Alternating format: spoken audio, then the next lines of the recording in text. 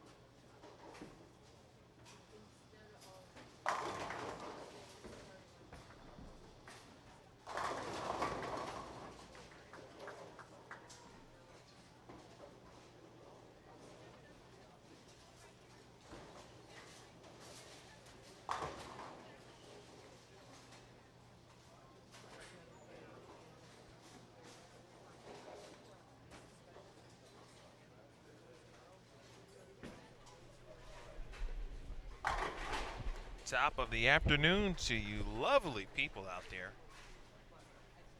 Emil Williams Jr. here with you.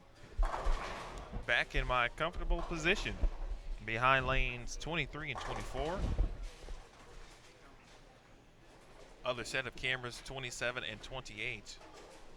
the match play round of the 2017 Nationwide PWBA Rochester Open. Appreciate everyone joining us and tuning in. And certainly what should be a great round of match play. 12 participants, 2 groups, 6 in each. Group A and Group B.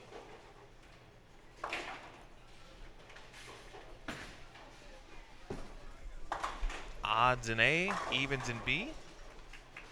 Most of you know how it works at this point in regards to our, again, standard event format.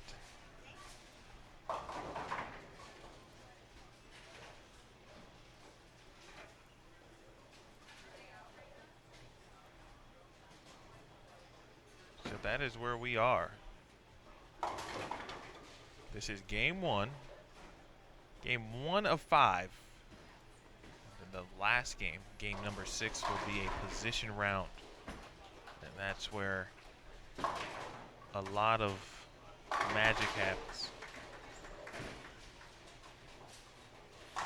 We have some new faces in match play this week. We'll run down those in just a second.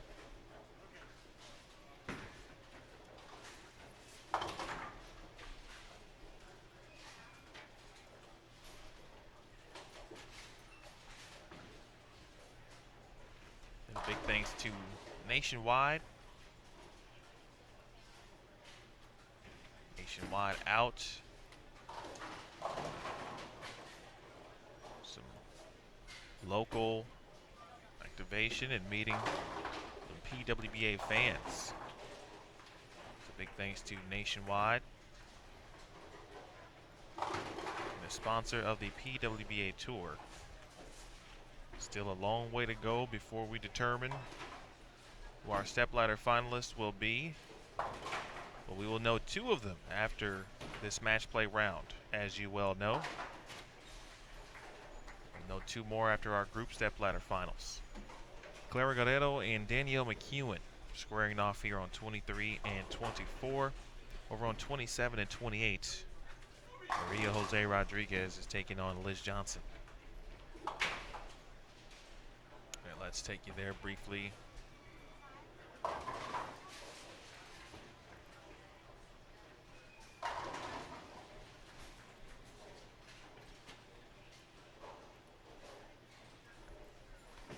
Please share. Live Now post. Just want to say it is always a pleasure to have the opportunity to discuss bowling with you, the viewers of the PWBA Tour. I know I say that a lot, and but I really mean it.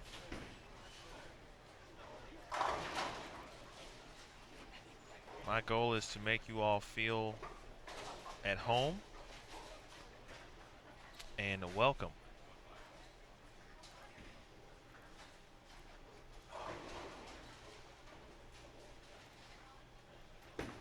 Of course, you are always welcome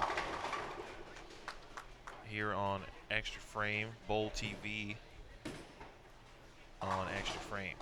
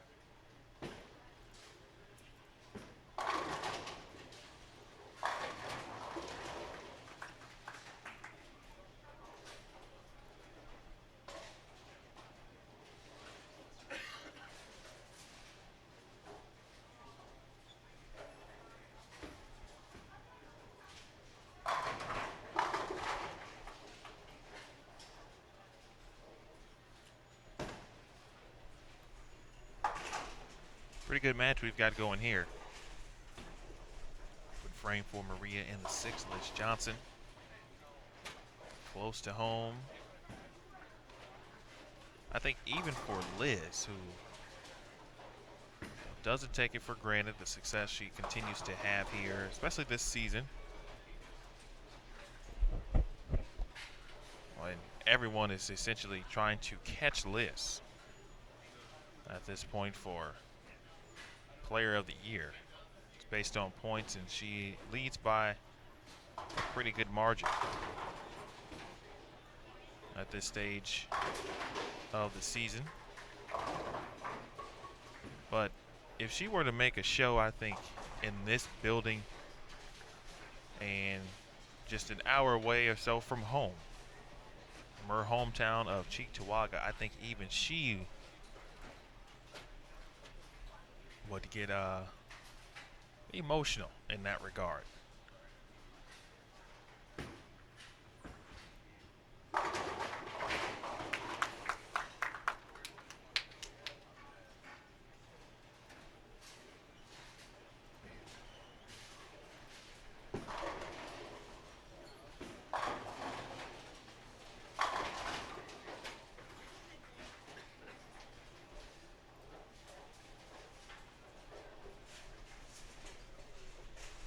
Double there for Maria.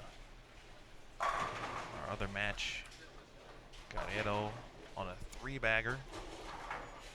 McEwen, 2 strikes and an open frame sandwiched in between there in the 7th, heading to the 8th. Here's Liz Johnson in the 8th frame. Almost left the 4-5 at just the nickel.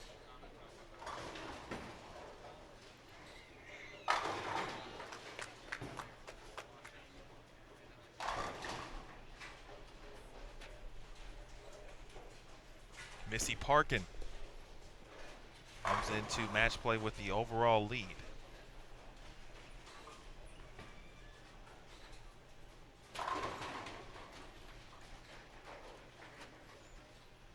Missy doing some work, especially.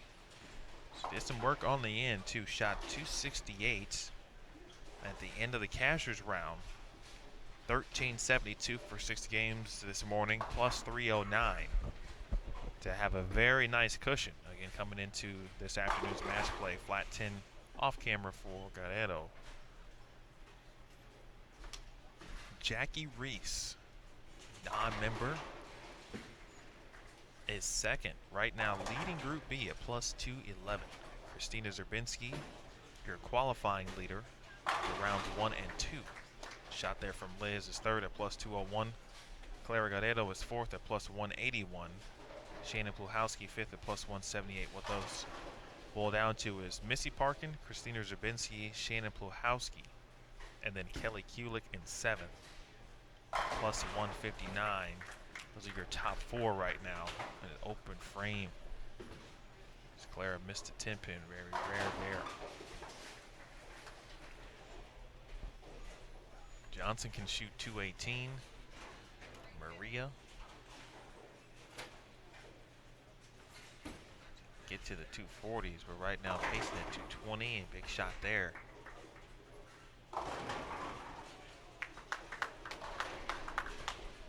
Big shot there, good count. And Mark certainly will lock it up there. Let's take a look at Clara in the 9th frame.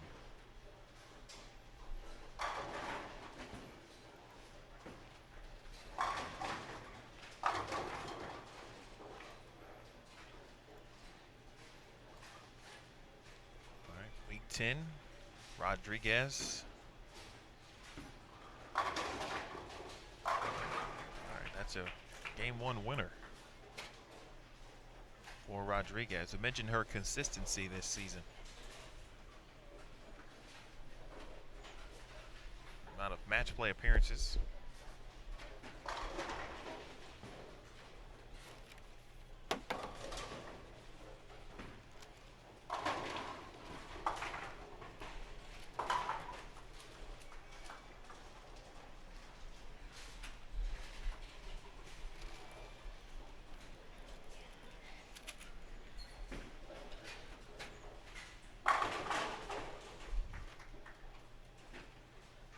Heck of a start there for Rodriguez. She'll be in the 240s here with a good count.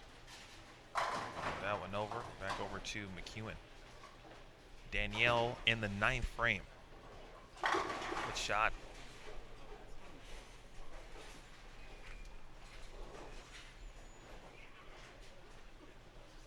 Oh, D-Mac.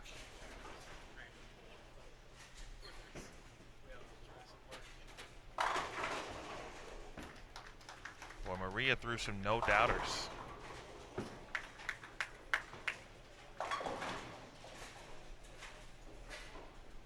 On the way to shooting 243, the back 6. She's actually doing something that I haven't seen many players do, and I'm curious to see if she will continue that method as she goes along. Of course, she got to practice on that pair and it'll warm up, but she's throwing something that doesn't have surface on it, at least from where I'm sitting and what it looks like on the screen.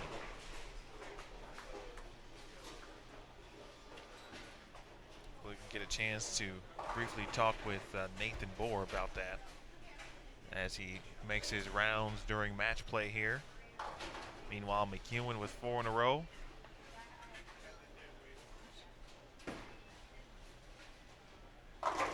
And that's a winner.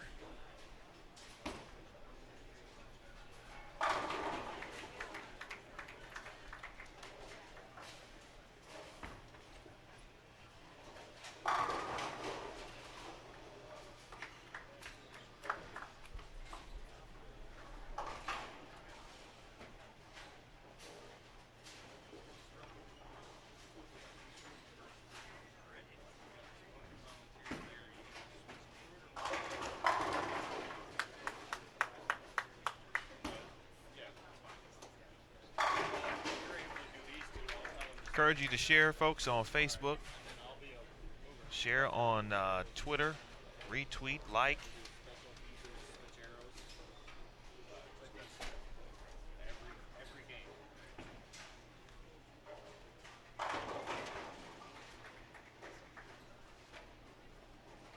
Cool things going on across the bowling landscape here.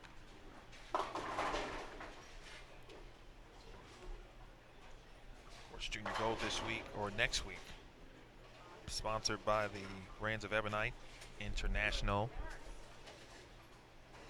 I believe Inside Bowling, live streaming registration.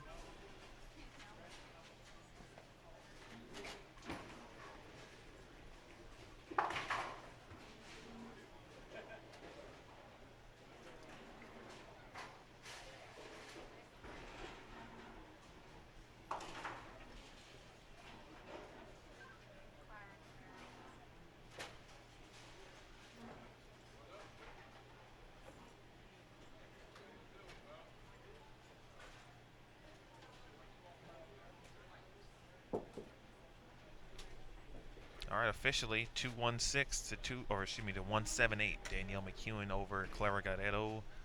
Maria Jose Rodriguez 243. Liz Johnson 218. We'll head to game 2.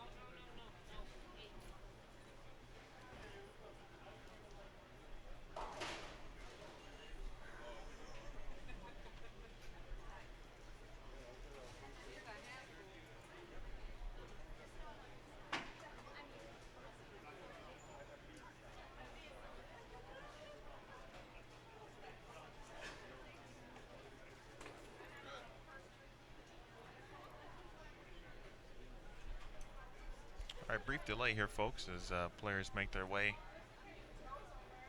Game 2, we will have Maria Jose Rodriguez and Jackie Reese. On 27 and 28, we'll have Danielle McEwen and Valerie Bercier.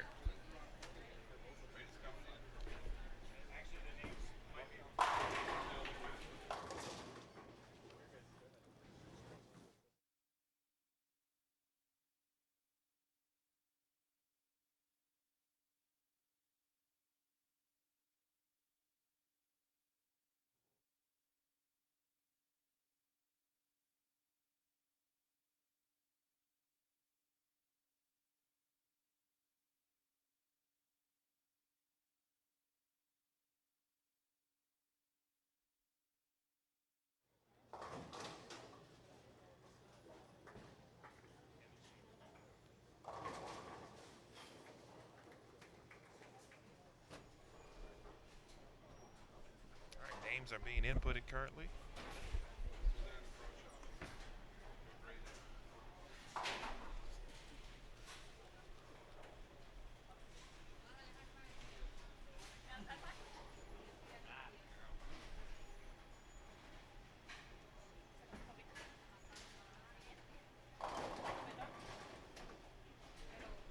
That's a great question, Troy, and that's a great talking point. At the moment,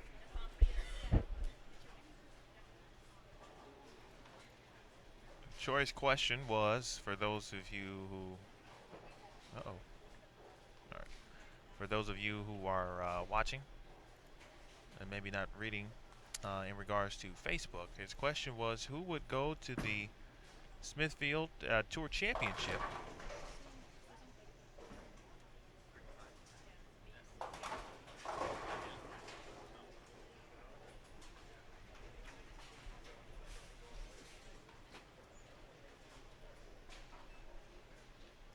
as of right now based on points?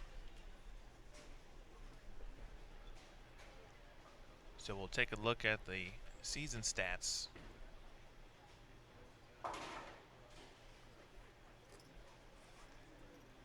Now, based on wins at the moment, Liz Johnson has a title.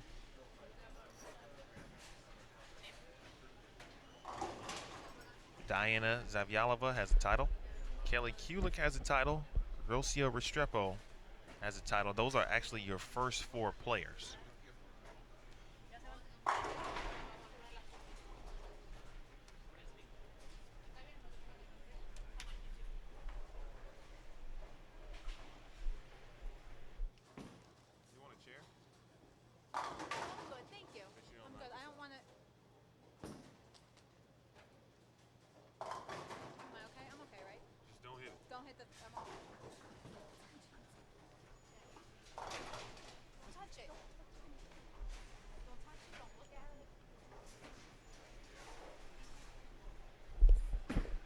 Sorry about that. Thanks.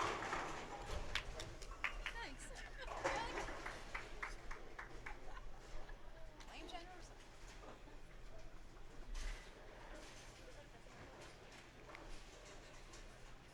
Jen Russo is chilling out. She's hanging out. She bowled amazing. Finished in 13. It's over. You already stopped. Jen is hanging out, and she is the alternate today. Mentioned before, she finished 13th. Finished 13th last year, and last week in St. Pete, on the verge of certainly a breakthrough. Hopefully, that will carry over for her through the U.S. Women's Open. If you were on before, she is a non-member. You can only cash twice. A national stop before you have to become a member.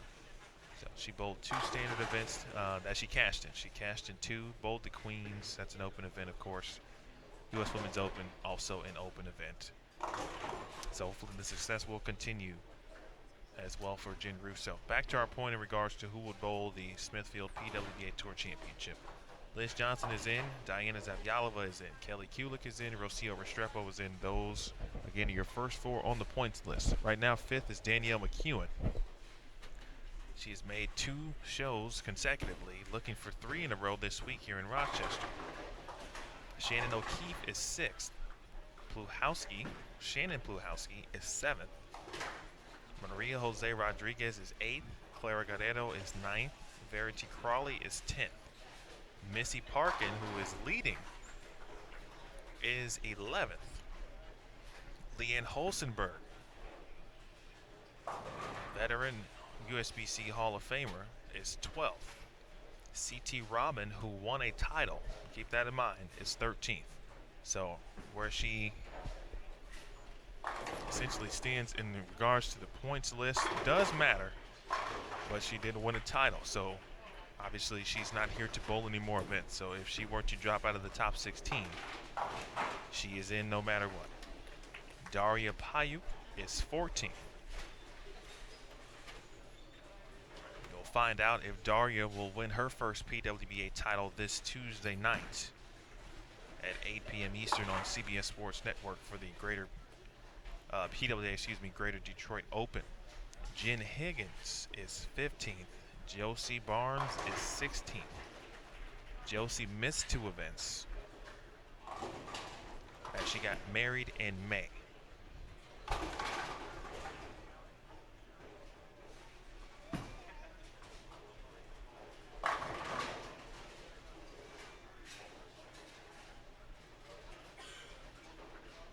Brandy Branca is 17th. And I'll go to 18th because Jane Sin is in 18th, but she won a title, as you saw last week at the Pepsi Lincoln Open. So if you were to include Lee Jane Sin in the top 16, the first player at the moment that would be out would be Josie Barnes. So as of right now, Troy, you'd go Liz Johnson, Diana Zavyalova, Kelly Kulick, Rocio Restrepo, Danielle McEwen, Shannon O'Keefe, Shannon Pluhowski, Maria Jose Rodriguez, Clara Guerrero, Verity Crawley, Missy Parkin, Leanne Holsenberg, C.T. Rahman, Daria Payuk, Jen Higgins, and Lee Jane Sin. As of right now, that's who would bowl the Tour Championship if we stopped right now. But of course, the players are constantly earning points. And so that scenario could change and would change actually after today's round or rounds. And then it will of course be complete. The event's not complete until it airs on television.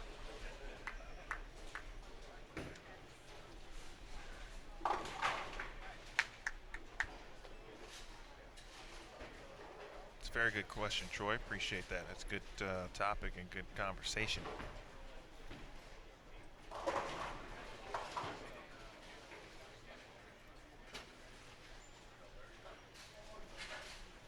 Let's take a look at some standings.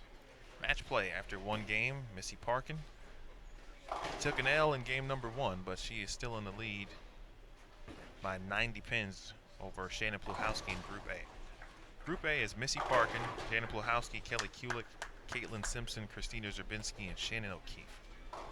Pluhowski second at plus 221, Kelly Kulick third at plus 212, Caitlin Simpson fourth at plus 205, tied for 4th, Christina Zerbinski.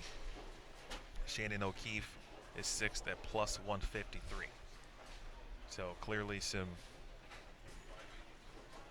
room to maneuver because it's pretty crowded between 2nd and 5th. And Shannon O'Keefe is only 52 out of 4th.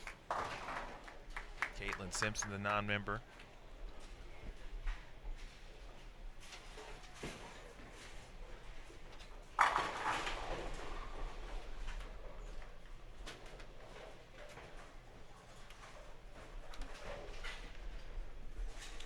folks, and while he's on duty, as all of our ball reps on that I asked to give you some insight on, this is Nathan Bohr representing Motive. Nathan, how are you, sir? Good, thank you. Appreciate you joining us. Just briefly, wanted to get your thoughts, talk to couple players, couple reps earlier, but we're now into the match play rounds, still fresh, but even less players, of course, on the lanes. What have you seen already that will make a difference, or that are differences from even this morning to yesterday on the lanes? Well, I see it playing about like a fourth different pattern that we've seen. The idea is basically the same. Ball's got to see it in the front. It's got to be in the pocket early, but the way you get it done has been different every time. First block yesterday, everybody played like 3, 2, 3, 4. Everybody played real far right. It was about the only place that felt like they could get anything to pick up. So played there for a long time. It took a long time for the pattern to open up, but when it did, scores were real high the last couple of games in the morning. Coming back that in the afternoon, kind of typical, especially typical on the men's side, but doesn't happen very often out here, where most of the girls started a little further left. They were higher scoring early, and then they were pretty tough by the end of the block last night. Yes. And that round didn't look very fun. No. I think there was only one player 100 over last night, and then it seems like the girls are the players. I'm sorry. The players are learning and adapting, and I feel like they may have the best idea about what's going on now that they have all week. So they've learned and figured out what works, what doesn't work, and what part of the lane to play, and they've kind of zeroed it in. And there's a lot of balls going down the lane in real similar parts of the lane, which may lead to some pretty decent scores later in the block. Briefly, obviously you would know, of course, but Maria, to me, was throwing a ball that I hadn't seen really anyone throwing. I'm not talking about the type of ball, but more so I didn't see any surface on it. Right. Unless it was just my eyes deceiving me. What was the reasoning behind it? I mean, it looked great, obviously. She shot 240. Oh, in game one? In game one. Yeah, sure. Well, the ball she's throwing, it's a Venom Shock. It's a stronger cover.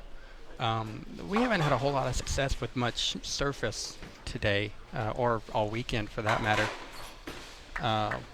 We felt like surface kind of makes her open her angles through the front too much, and she doesn't have the ball speed that say a Jackie Reese on our staff, who's balling great actually. Also, doesn't have the ball speed that she does. So she needs something a little bit smooth through the front still, just not a whole lot of surface. And that was just kind of a, hey, why don't you try this ball in practice? And it looked really good, and we're sticking with it this game. I mean, it certainly looks great. It's that's what immediately caught my eye. Everyone had been throwing surface, and there's something that's either got some shine or some lane shine or something on it. That's definitely not surface. Yeah, it's definitely got lane shine. It's not not shiny. It doesn't have polish on it, but it's a lot of lane shine. Yeah, but like I said, it's a real strong cover. Just kind of a middling low diff core, so doesn't really want to get offline through the front, even though the cover is really strong. Talk to me briefly about Jackie Reese. There's some viewers who may not know that much about her. I've seen her before, certainly, and a heck of a bowler. Yeah, absolutely. Tell me more about, or tell the viewers, I should say, about Jackie. Yeah, well, I mean, Jackie is she's just solid. I mean, there's nothing. I almost feel like it's a backhanded compliment when you say there's nothing too exciting about her game, but she's a veteran and without even really ever being on tour, she's a veteran, and so it's just a great thing to have her be able to join us this week. Not able to bowl as much as she would like, or we would like selfishly, because of a little one at home, and actually now another little one on the way. So, no, it was a little bit of a surprise that she came in bowled this week. She said it was a surprise to her, so that she decided to come bowl, and it's working out so far pretty well. Any from across the board, the players who are in the field, a couple lefties, what do we foresee from a lane transition here in match play? There's not really any real determining factor to this week. I don't think early on it looked like the left side was going to be really, really good. The first block that kind of evened out. You just gotta accept the ball being in the pocket early. Accept the ball being in the pocket about 35 feet, and the ones that have been able to do that this week have been the successful ones. The ones that are trying to kind of curve it off of a spot or so, they tend to struggle. They could bowl one good game and then go to the next pair, and that spot's not exactly the same, and takes a long time and a lot of circles before you get lined up again. So no, like I said, no real physical characteristics that are similar. I mean, you've got Shannon O'Keefe, Missy Parkin, who both have real high tilt. You have let's see, I'm just looking around. You have Valerie Bercier, who has pretty low tilt. And then you got the two lefties, and you got Liz, obviously. So no real characteristic other than being comfortable with what the ball's going to do, and finding a way to get it to hit. Fantastic. Well, I won't take up too much of your time, sir. I appreciate it. And, yeah, sure. Go to work. If you can have my staffers on live stream every game, I would be here with you every game. Well, hey, we can't control the schedule part. Sure. So there is some randomness to it, obviously. Right. I'm okay with that. I appreciate it, Nathan. Sure, Thank you, sir. Thank you. That is Nathan Bohr, ball rep for Motive, giving you some insight into what he sees in regards to his players and the rest of the field as well. Want to thank all of our ball reps, of course. They do a heck of a job, obviously, for the players and in their respective companies. So a lot going on for them, and when they can share some time and some insight for you, it's always helpful, certainly. So while we were chatting, Rodriguez, you see the spare there, 154 in the 8th. Working on the spare, you see the score. Jackie Reese strikes in the 8th. So she's got a chance to win this match here. We'll go over to Valerie Bercier. Her match against Danielle McEwen. Very similar to what we saw with Rodriguez and Jackie Reese, but Valerie with the early advantage, or excuse me, the late advantage, as they are in the 9th frame. Bercier will finish the match. Jackie Reese strikes off camera.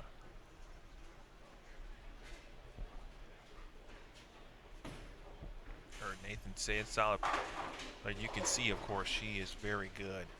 I do recall her bowling, if I'm not mistaken, an event or two last season.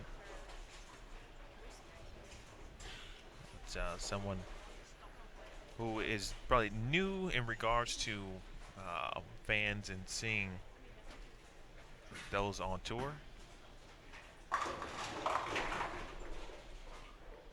And would have been a 310. The 10 goes late. So Bercier can shoot 224. A double. More than likely wrap up the match here. Maybe some help. 7-pin will stand, and now McEwen can get up in the 10th frame and double the win. Over to Reese. She makes the spare. She will win this match.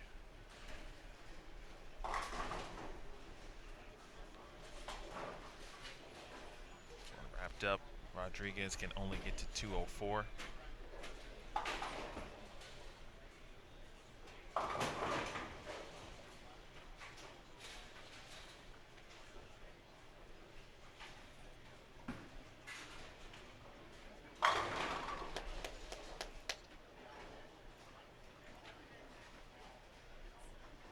In regards to the Tour Championship, of course, the stats and the bracket actually are on the website in case you guys didn't know, and it's updated as the stats are updated in regards to even who the bowlers would face in the first 2 rounds and their seeds. So that is available there. Be sure to check that out It's on pwba.com. Click on tournaments, and you'll see 2017 season stats, and then right underneath that you'll see 2017 Tour Championship bracket. So we'll go through that again a couple times, but if you didn't know as well, a couple things. One, obviously 16 players. The first 2 players, the top 2 seeds, as we watch here, Maria make the spare this one over, and back over to Danielle McEwen, who got the first strike. She'll need 1 more to take the win here in game number 2. For the top 2 seeds, meaning the top 2 players on the points list, earn automatic spots into the semifinals of the event. So right now that would be Liz Johnson and Diana Zavjalova. McEwen, big double in the 10th. She got an opportunity and she took full advantage. Rodriguez will get a different ball. Let's check it out.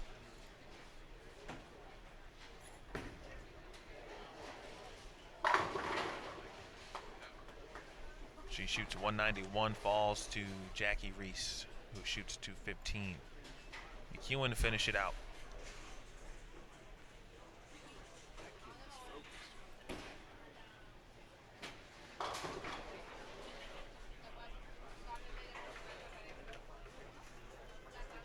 All right, 215 to 213. Almost made it a little closer than it had to be, but that's a win for Danielle. So DMAC with the double in the 10th. All right, continue our discussion in regards to the Smithfield Tour Championship.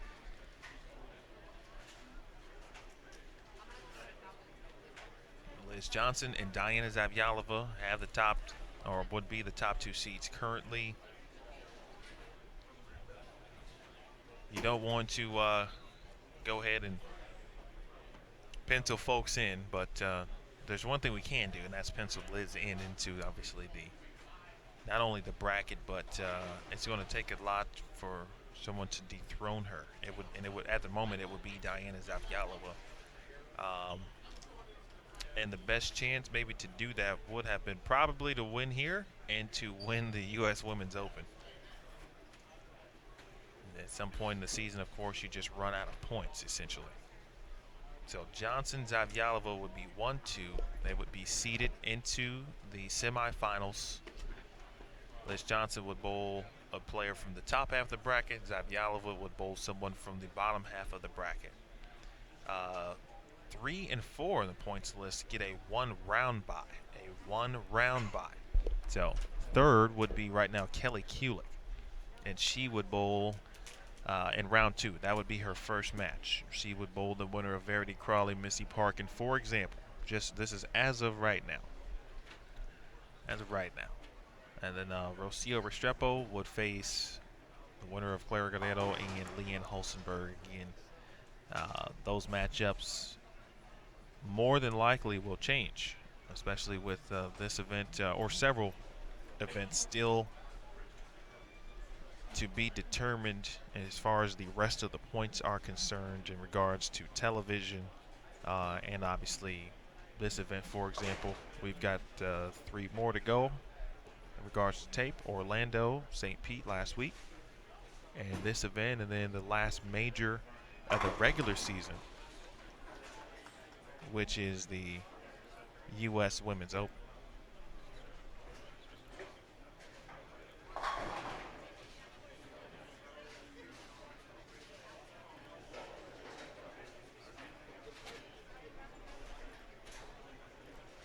All good questions. Love the discussion.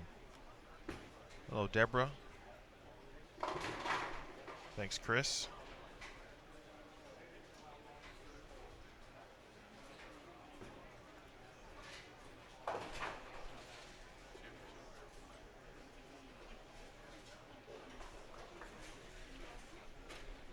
All right, Missy Parkin and Kelly Kulick will update you on scores. Caitlin Simpson and Christina Zerbinski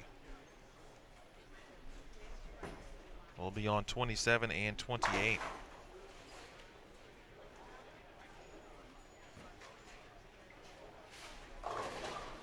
Any predictions on who will make TV from our viewers out there for this event?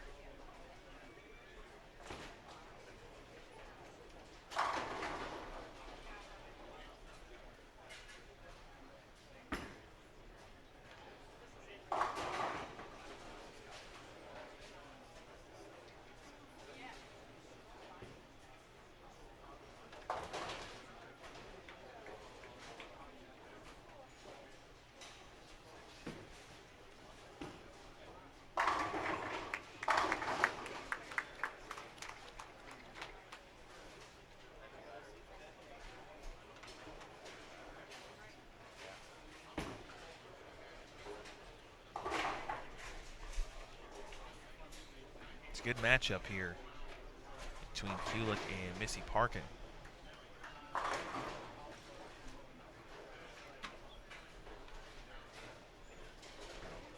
Both, of course, major champions.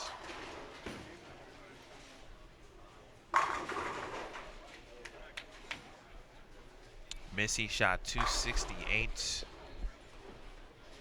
on this pair. The end of the Cash's round.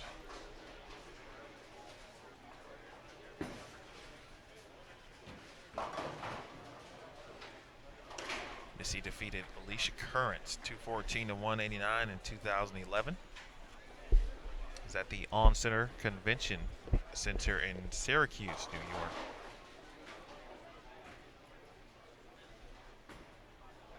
Kim Terrell Kearney was also on that show. In fact, Missy defeated her on the way to the title, as well as Kathy Doran Lizzie and Wendy McPherson.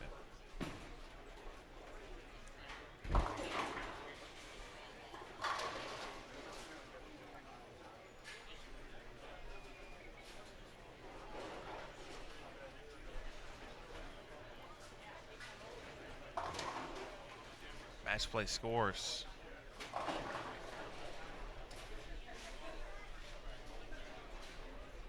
After 2 games, plus 381. Missy Parkin extending her lead. In Group A, Caitlin Simpson now has moved up to second at plus 260. Shannon Pluhowski is third at plus 234. Fourth is Christina Zerbinski at plus 224. Kelly Kulik currently 30 pins out of fourth of a group step ladder opportunity. She is in fifth at plus 194. Shannon O'Keefe is sixth at plus 122. Danielle McEwen has now moved into the lead in Group B, winning her first 2 matches. You saw the last one. An opportunity in the second as she took advantage. McEwen now at plus 256. Top overall seed is on the line as well, so keep that in mind. Right now, that would be Missy Parkin. Danielle McEwen, mentioning, is in the lead in Group B. In second, Jackie Reese at plus 237. Maria Jose Rodriguez is third at plus 214. Clara Guerrero is fourth at plus 188. Liz Johnson is fifth at plus 157, 31 pins back of fourth. And Valerie Bercier is plus 149. She is in sixth, 39 pins back. So still a lot of things to be determined from Group B.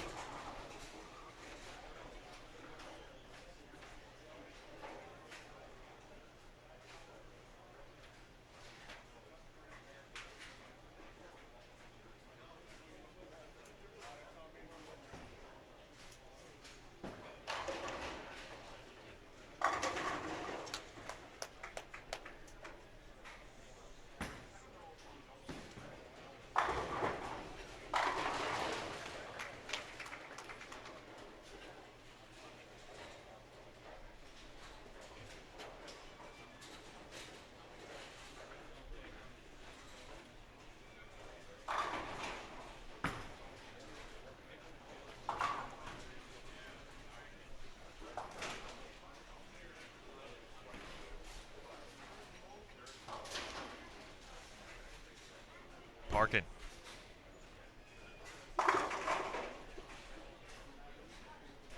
Just a 7-pin there, and she'll take it.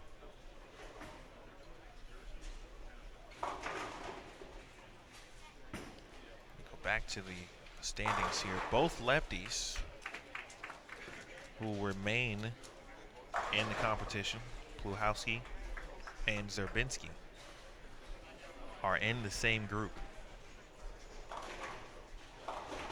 So by that reasoning, there's still a possibility. I said a minimum of one. I thought no more than 2 lefties would make a show, or this show. That's fair.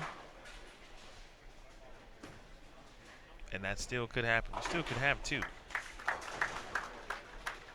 But someone would have to get on a roll to overtake Missy Parkin to claim one of the or the automatic spot, and then the other lefty would then have to win the group step ladder final. So it's possible, but at this moment,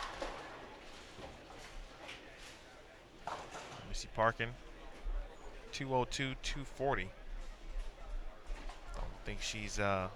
I don't think she's going to do anything that will minimize her chances of not only making TV, but being the #1 seed at this point. I think someone is going to just have to out bowl Missy Parkin to the point of extremely high scores.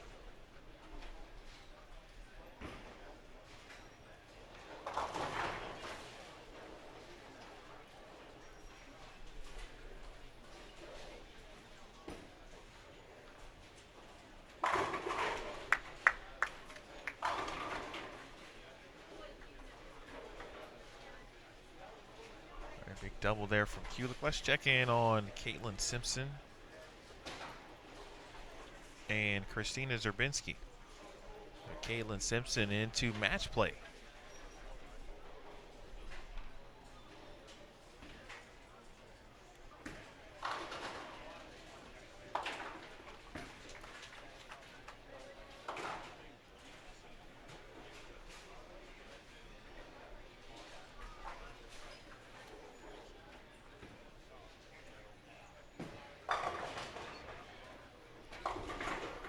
Simpson, a former junior Team USA member.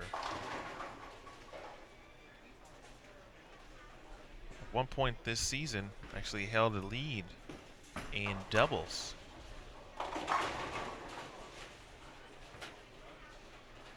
At the USBC Women's Championships.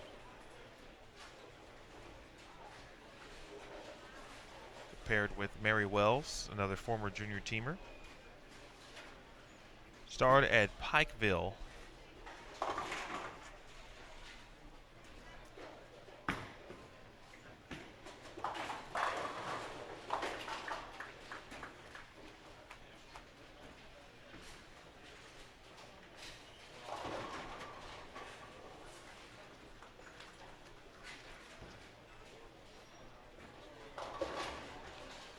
Shot 300 last year at the 2016 USBC Queens. Mentioned she was an All-American as well at Pikeville, so no stranger to the game. Parkin almost leaves the exact same in the exact same way.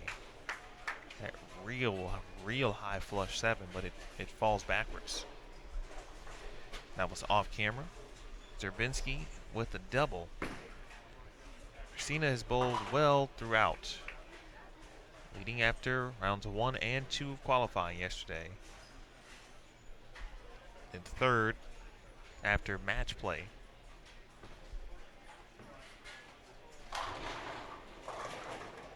This morning.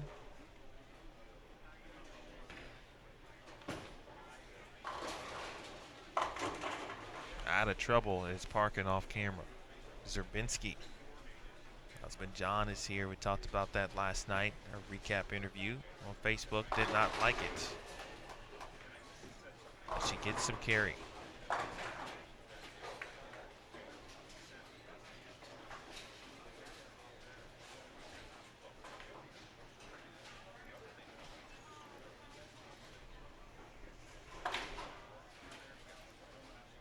game 3 of 5. The final round will be a match play. Link for match play results is not working. Let me check that for you. Zella?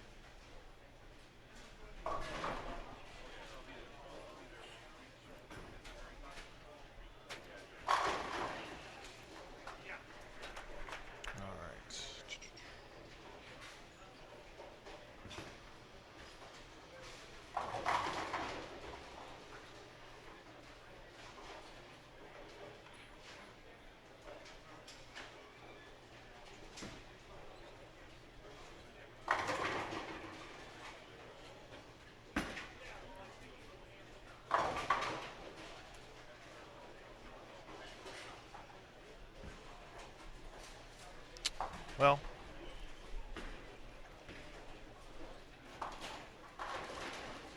all right, let me check now. If you are going to the schedule, or I'm sorry, under tournaments and getting through to the results that way, I think that's where that problem lies. It should be fixed now.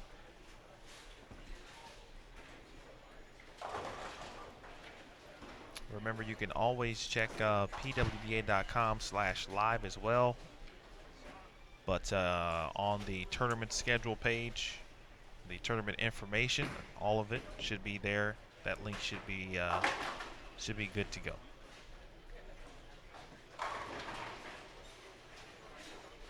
Thanks for letting us know. Everyone else out there, just let us know. It's not a, we can't fix it, we don't know.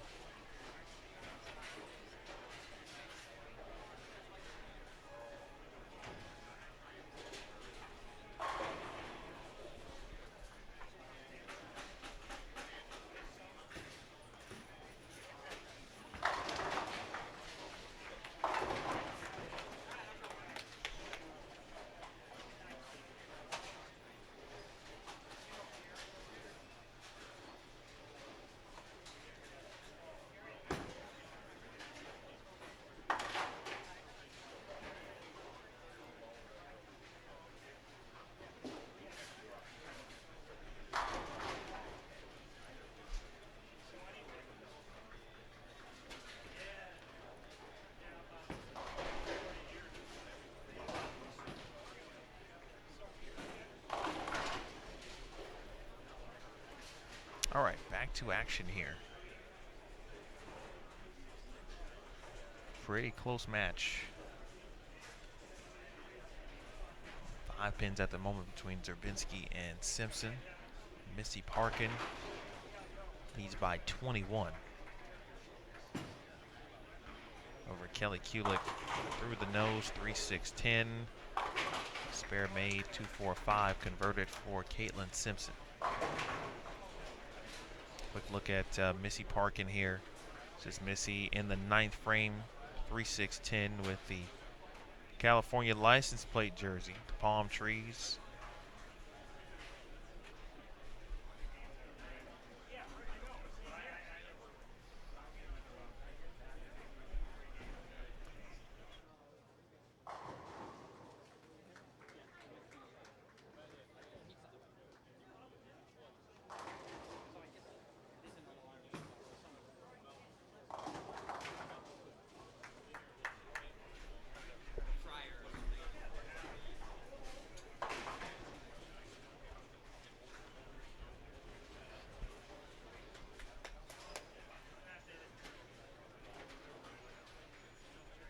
Give you a Kelly Kulik here in the 9th frame as Missy Parkin chopped 3-6-10. So best she can do is shoot 210 now.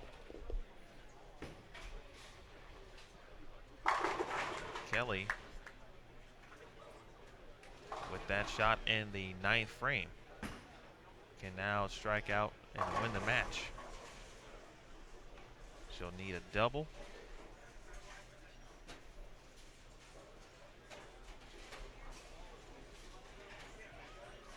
And 8. Let's take a quick look at Christina Zerbinski. She is up by 4 pins as she enters the 10th. She can shut out Caitlin Simpson. And 10 pin to start. So Simpson will get up in the 10th and have a chance to win that game. And Kulik, what a break. Oh, tomahawk on the 10 pin late.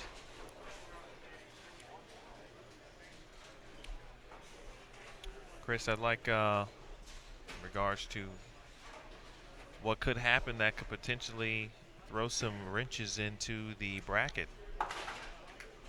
Kind of happened last year as Zerbinski did make her spare. About this time last year,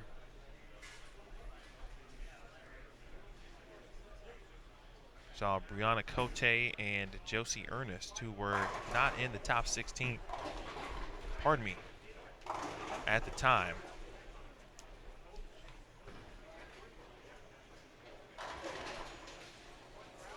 All right, Kulik now with 202, still forcing Missy Parkin to perform in the 10th.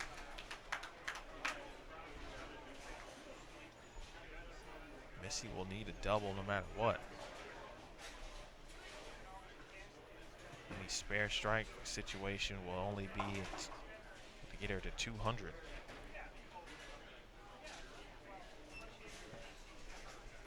.218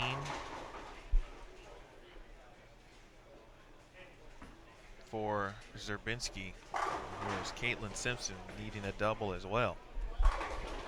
First one is good.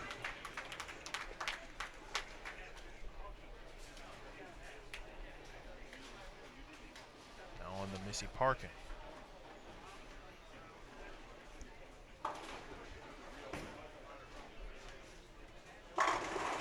Flush, that's one. All right, must strike situation coming up for Parkin.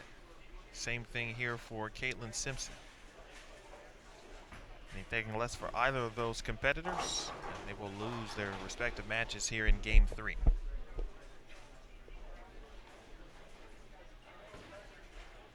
Simpson first, the Pikeville product, through the nose and a 4-6.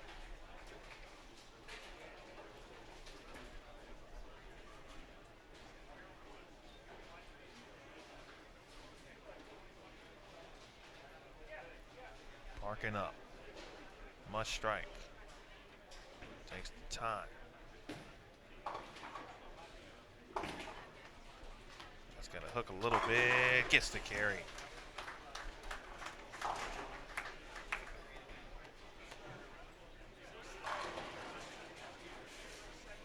All right, just keep it on the lane for Missy Parkin. 218 to 214. Zerbinski defeats Caitlin Simpson. All right, the noise, the levels have picked up. The chatter starting to grow a little bit.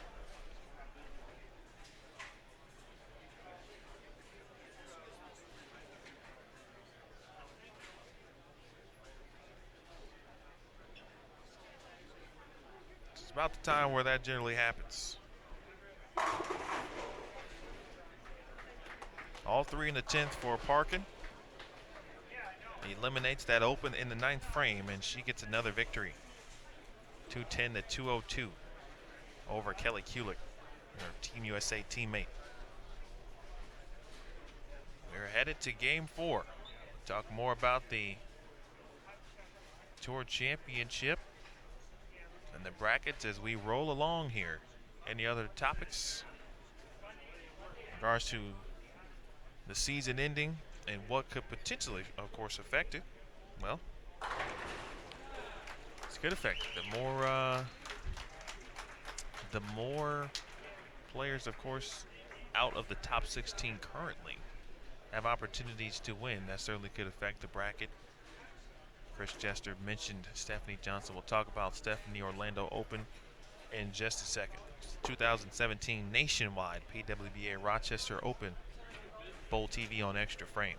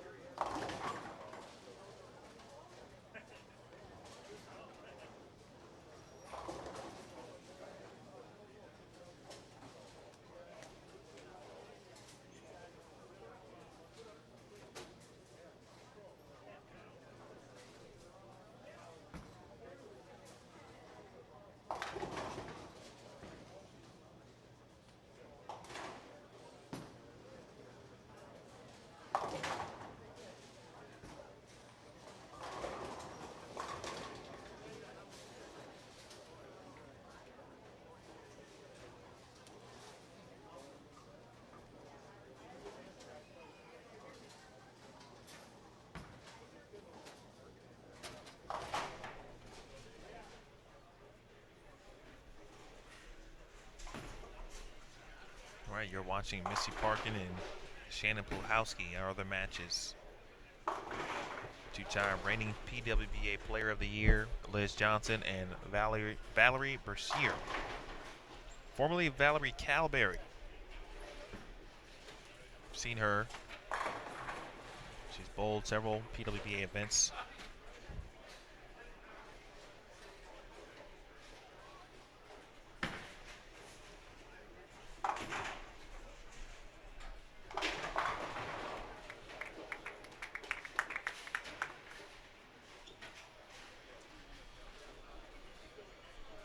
Former Nebraska Cornhusker, former All-American as well, and a representative of Canada. Talked about her and representing Canada at the World Games here next week.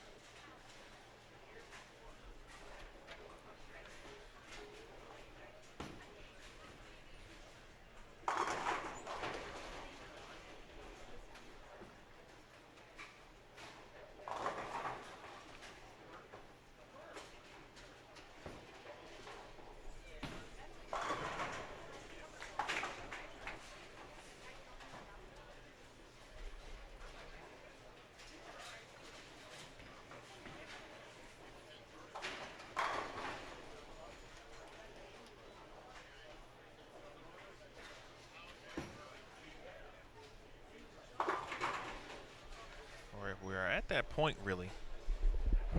We'll know more here in just a second in regards to where we are in the standings.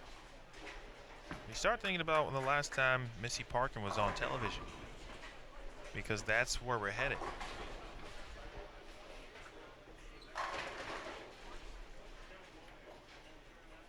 In a PWBA fashion, well, fortunately, as we all know, that was not the case when Missy was in this real dominant phase. I don't know if you guys recall, but she was on TV almost anything women's related. She was in the finals or on the show. U.S. Women's Open, when the PBA had their women's series at the time. Of course, the Queens, she made several Queen shows, I believe 3 in fact, 10, 11, and 14. And obviously winning one. She was part of the PBA team shootout 2 times as well.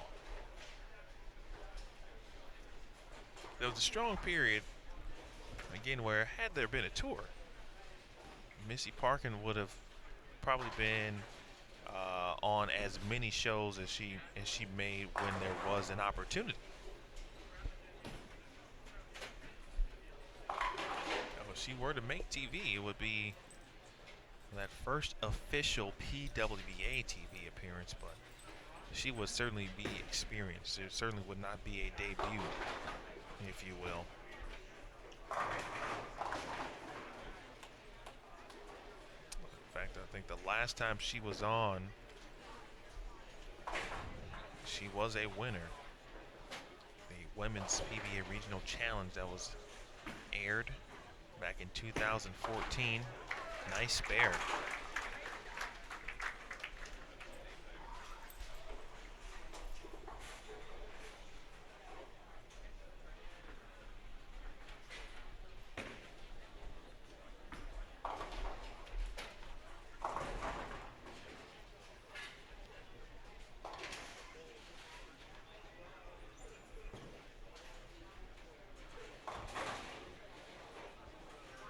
Let's take a look at the scores.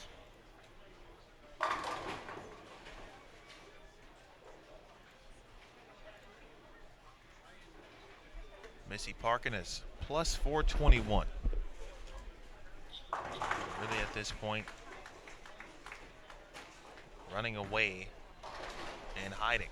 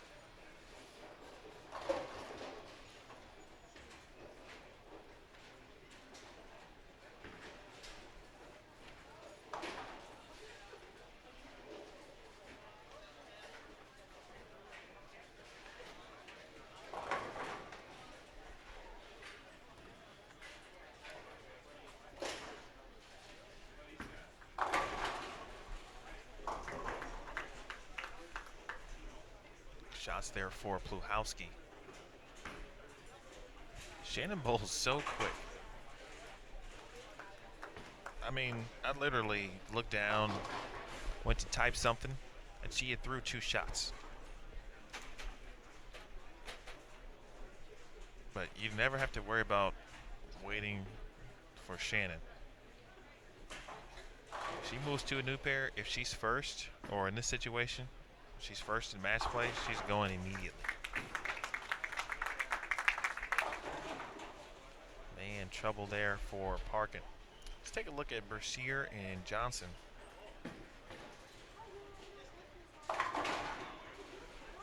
And splits build there for Valerie. Made a washout in the third, missed one in the fourth, and now 6-7-10.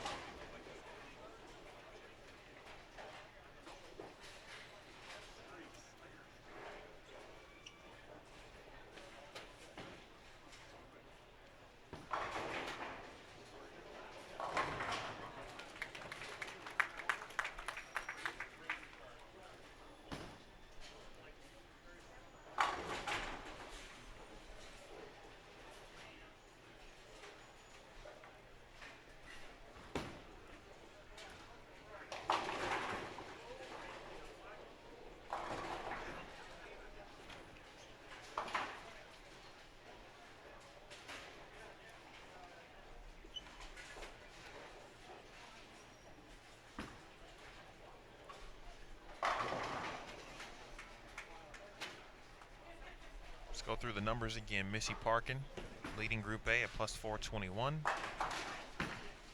Caitlin Simpson in second in Group A at plus 274. Zerbinski Christina is third at plus 272. Shannon Pluhowski is fourth at plus 255.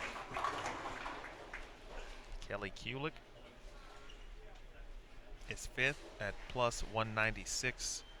Shannon O'Keefe is sixth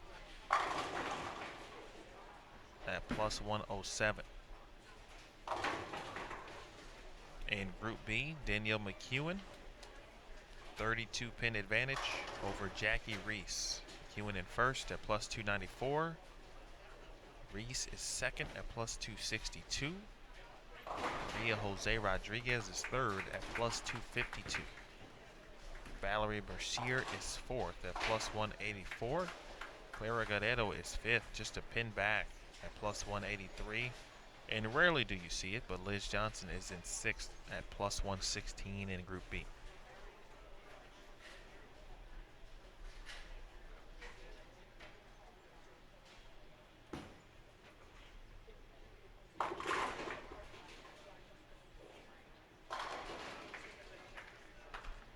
For Bercier, who throws it extremely well.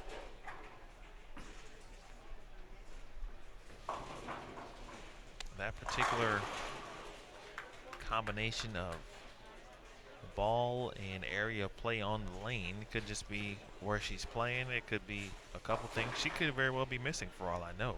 It doesn't look like it. The ball looks to be in a spot where it normally should read, but of course it's not, and I believe that is certainly part of the pattern here.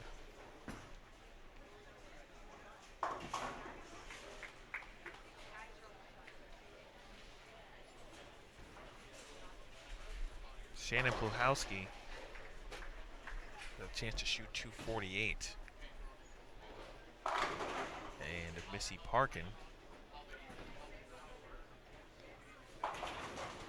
at this moment will bowl her lowest game of the day. So she may give, in fact, she will give pins back. It's just a matter of how many. Probably won't be too many.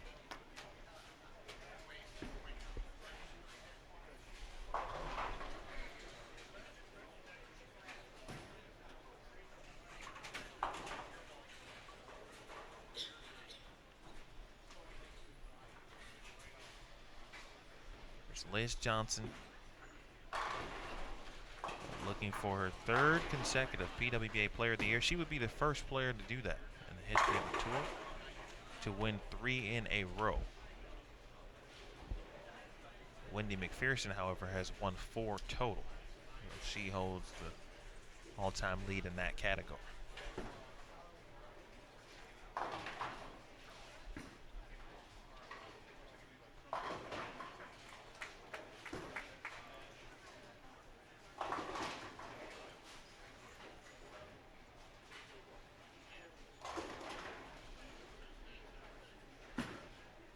Chris, if you're still having some trouble, we did have a few people let us know that they just have trouble seeing it within their browser sometimes. And if that is the case, we have put in the word to our webmasters in regards to see if there's something that could be done to fix to expedite that issue. I would try it. I would ask actually, what browser would you be using? Just curious, any information that I can give back to them is always helpful. But if you're seeing it, I would say try it on the live page. If you have not, try pwba.com/live. If you haven't. The other thing I would try, obviously you probably know to do this, would be to clear your cache and give that a whirl.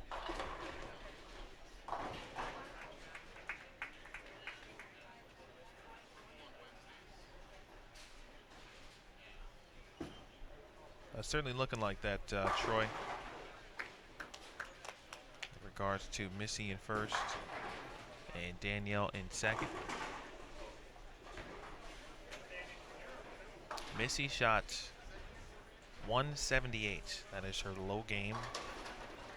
So she'll give a few back. Not too many. Sear has somehow found a double and could still win this match. Let's take it to Shannon Pluhowski. She's got 188 in the 8th, a strike in the 9th. 240 would be clutch. That's got a hook. Wow. I don't know how she does it sometimes. She's exceptionally good at what she does. Sear looking for 3 in a row in the 10th. Angle a little straighter. 10 pin. Really good shot there.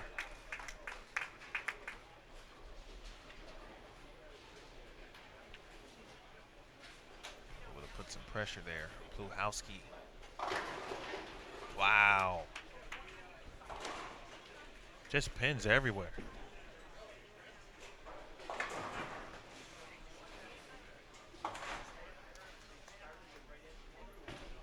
Big game for Shannon. In a situation where she is behind Missy Parkin, of course. Zerbinski and Simpson in front of her, she could leapfrog. And get closer to Missy Parkin, at worst be second. 247. Mercier. And she will end with 248, 170.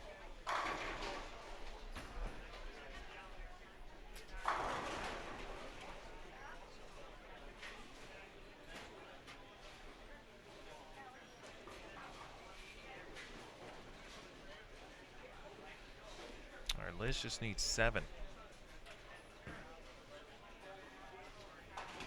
My count is right. Or 8. Well, there's 8. And that'll do it.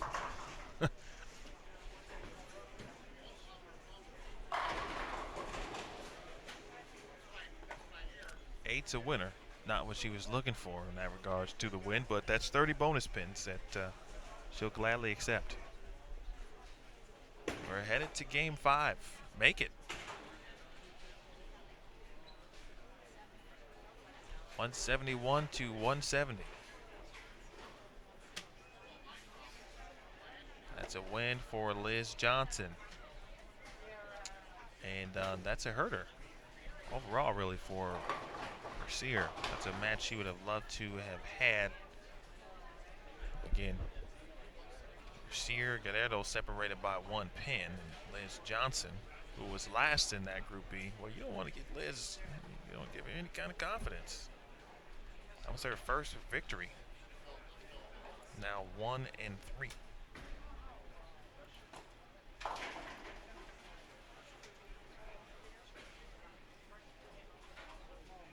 We're headed to game number 5. And in game 5, we'll have Caitlin Simpson and Shannon O'Keefe on 23 and 24. Then Jackie Reese and Clara Guerrero on 27 and 28.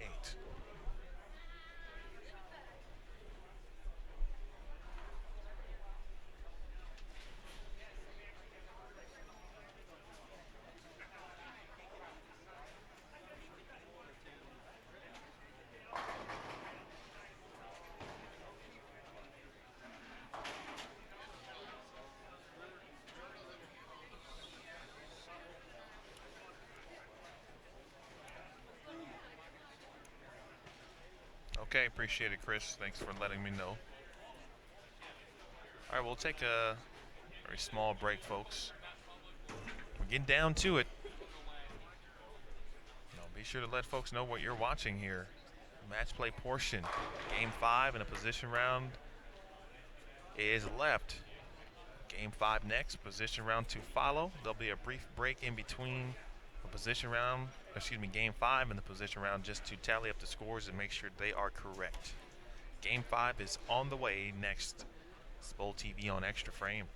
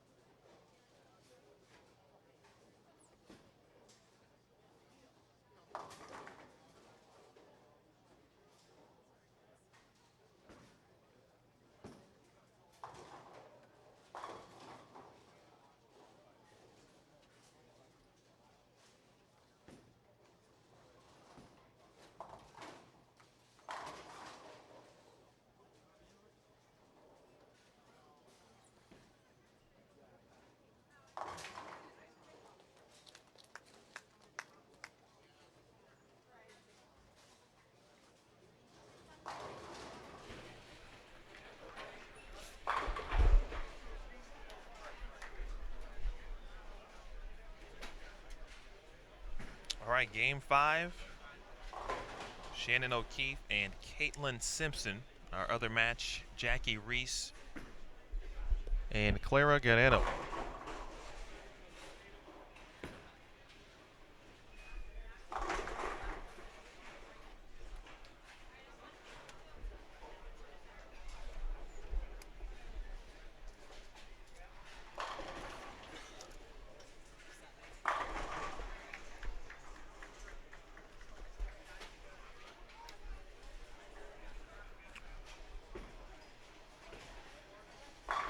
This week we'll be joined,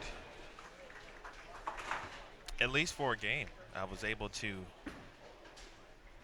almost con her at this point into joining me here for game 5. Brittany Himmelreich. Britt, how are you? Good. How are you doing, Emil? I'm doing okay. You got some, you had some extra fans this week here, right? I did, yeah. I'm only about 4 hours away from this one, so it's within driving distance. So I had my mom and my dad and a couple of friends coming up to watch this week. That's always a plus. It is. Right? It's nice to have the support. How often do they get a chance to watch you bowl? They usually watch every week. In person? Not in person, In person, no. I'm talking. My husband came out to the one in California earlier this season, but other than that, that's about it. Mentioned, of course, game 5, Shannon O'Keefe and Caitlin Simpson. I think last week you joined us and we had a nice conversation. We talked about Shannon O'Keefe. And last week, a little different in regards to the standings, of course. She was the player that was kind of running away from things. This week, she's battling for a spot or trying to get into the group stepladder finals. As our after 22 game update is in. And, well, at one point, I was ready to go ahead and pencil in Missy Parkin into the TV finals. But with her loss last game to Shannon Puhowski, coupled with Puhowski's 247. The 100-pin swing there, isn't it? Plus 399 Parkin, plus 332 Shannon Puhowski. And it's certainly not over with yet, with a game to go here and a position round. Caitlin Simpson is in third. She's still in business at plus 317. Christina Zerbinski is fourth at plus 269. Kelly Kulik is plus 166. And Shannon O'Keefe is sixth at plus 161, 108 pins back and fourth. That's still doable with 2 games and bonus pins for both Kelly and Shannon in Group A. No one is undefeated at this point in match play, which I'm not sure we've seen that in. It's definitely been a few weeks. We've had some players go undefeated. I feel like the last few times out to really make a difference in match play. Today, not the case. It seems like this pattern, it's hard to really get into a groove because every pair is different and it's more of a direct line to the pocket, it seems like this week, whereas maybe last week there was a little bit more wiggle room. It seems like on this pattern, you miss left, you might get lucky and cross over, or you're just going to go straight through the head pin. You miss right, you're not even going to hit the head pin. So saw a lot of that. Definitely. The tough part has been for many, and it's the same. We'll get back to the Group B standings here in just a second. And we'll also check in right now on Clara Guerrero and Jackie Reese. I've watched so many what look to be good shots physically, even down to the release. And I was talking about this with Jim Callahan and Nathan Bohr earlier. Just you throw it so good and you leave a 1, 2, 4, 10. Yes. I mean, it was prevalent a lot this week. What were your takeaways from the pattern, of course, from your experience actually bowling? For me, it was all about accuracy. I played the lanes more to the right side, standing around 10, trying to throw it not really up the lane, because if you threw it up the lane, you might miss the head pin to the right. You almost had to direct it to the pocket until it started opening up. There's very few people that were playing the inside part of the lane, which you probably see on the extra frame. Missy Parkin is excelling playing that part of the lane. She found her niche for this pattern. Other than that, everybody seems to be playing right, and it really hasn't broken down so that you can actually hook the ball. Your move is probably left, but you have to parallel left. You move your feet and your eyes the same. Yeah. So There's no left to right. no, not much at all. There was, I think it was Kayla Bandy last night.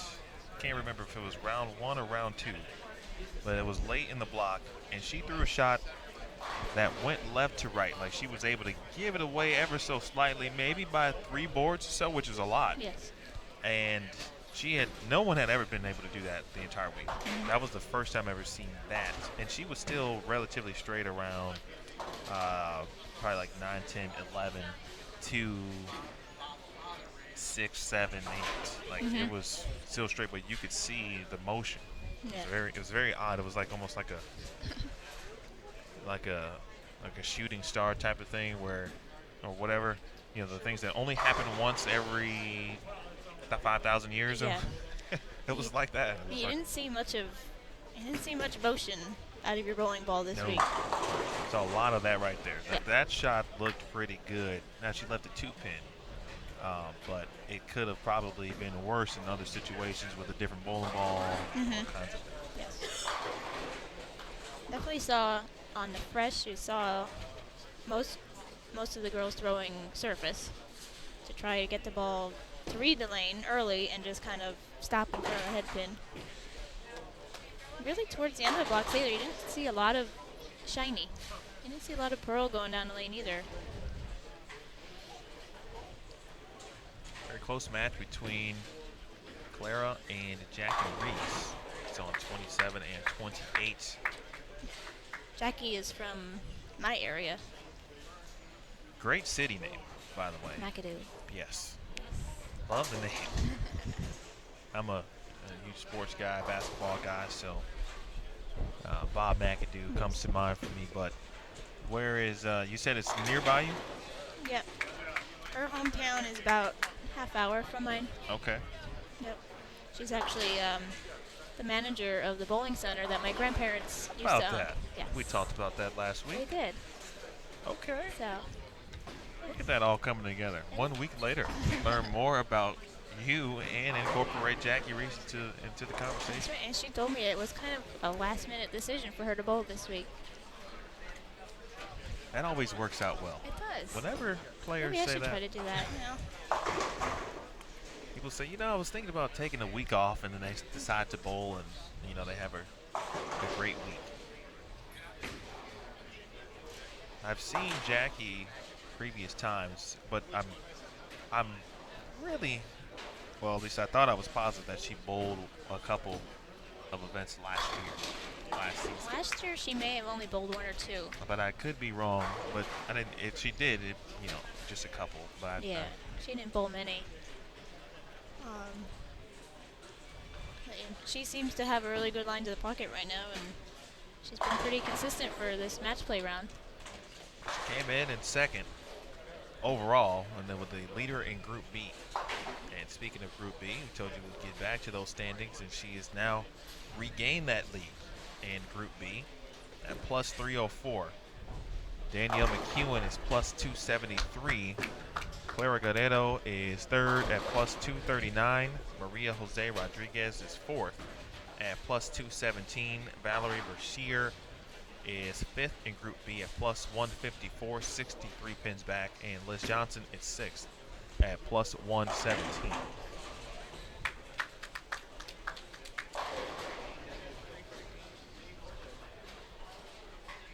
Curious to what Shannon Pulhowski is doing this game, because as well as Missy Parkin, Missy is pacing at this point 190, but still with 217 out there, if my math is correct. She is facing Christina Zerbinski at the moment. That's a 1-4 matchup right now. I believe with that strike she just threw, she is only down 10.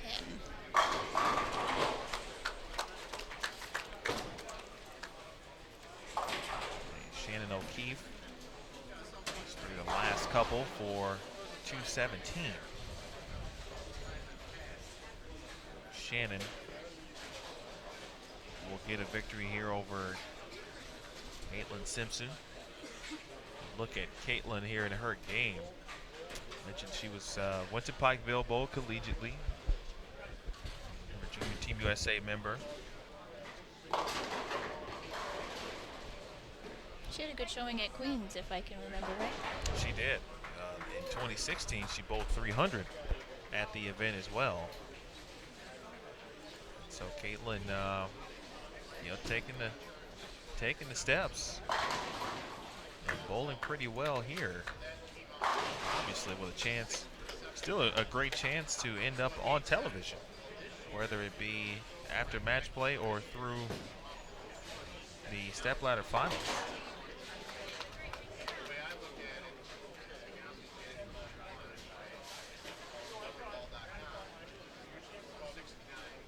Simpson did make match play at the Queens, and so certainly one event that we know she enjoys and has some success with. Let's go to Clara Guerrero. We're in the 9th frame, looking to keep this match tied, and a 4-9.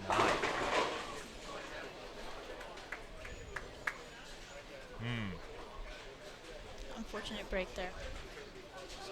Pretty good shot. It's amazing on this pattern. It seems to be the trend. Pretty You know, good it's shot. like Open. You don't see a lot of balls really driving through the pocket, so it's weird to think that you can leave a 4-9 when your ball's not really coming in at like a sharp angle. The ball is just driving right through the pins. Still gonna give it a whirl and just missed it. If that clips the 4, she makes that more times than not. Open frame in the 9th. Max score now 203. Officially in the books, 213 to 171. O'Keefe defeats Caitlin Simpson. Let's go back to the leaderboard and take a look again at the standings. So O'Keefe gets a victory, 213 and some bonus. So it's going to take a very big game and some help for Shannon O'Keefe, I think, to get into the group step ladder this week. Guerrero, and she wraps a 10 after a 4-9. That's generally how that goes. Yes. I believe off camera, Christina Zerbinski finished up with a 207. It looks like from here. Indeed, 207.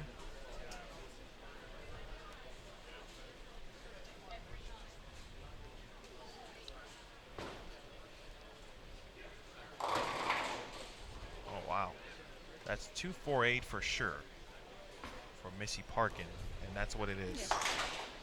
So she will lose the match,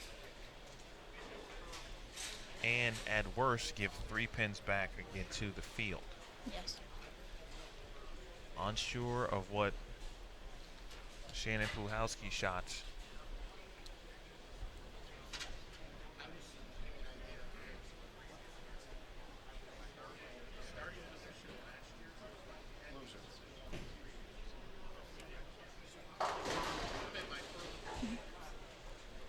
Well, Some help from Mike Calderon there. Shannon did not win her match. What he said. We don't know what she shot. 192 for Shannon Puhalski.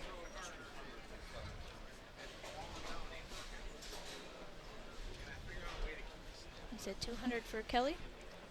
That's what I believe he said. All right, so that was the one we were looking at. If Shannon shot something big there and got a win, that would have shrunk the deficit even more.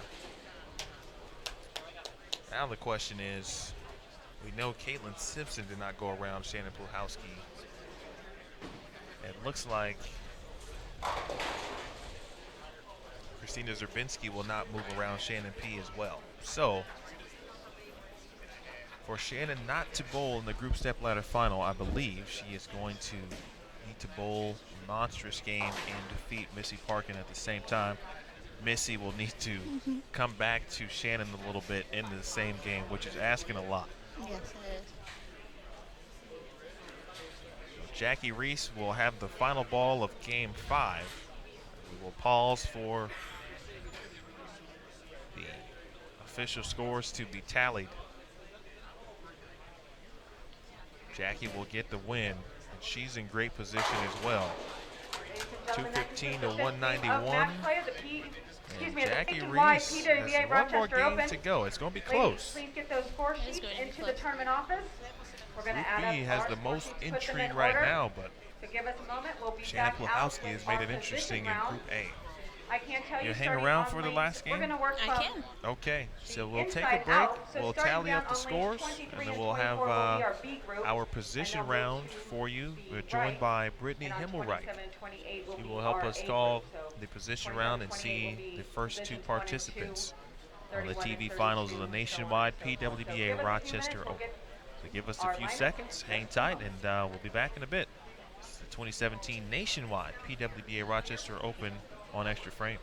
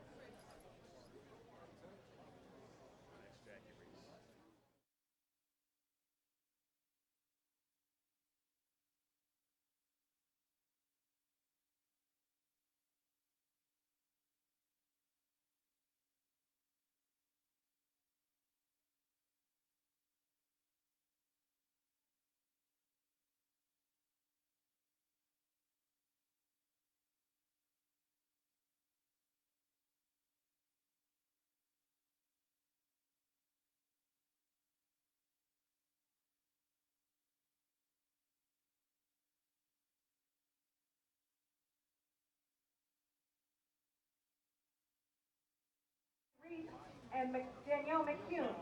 There's 9 pins currently separating for the number 1 seed in Group B.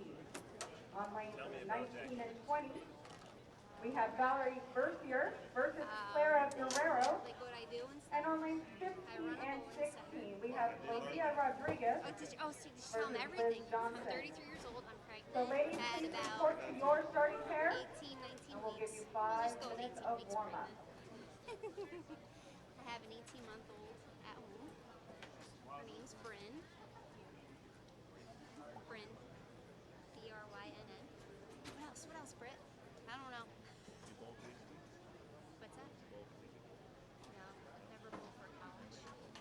But I always practiced all the time, so my dad always had a bowling center growing up.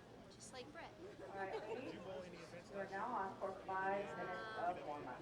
Last year, I don't. Yeah, maybe one I did. Oh,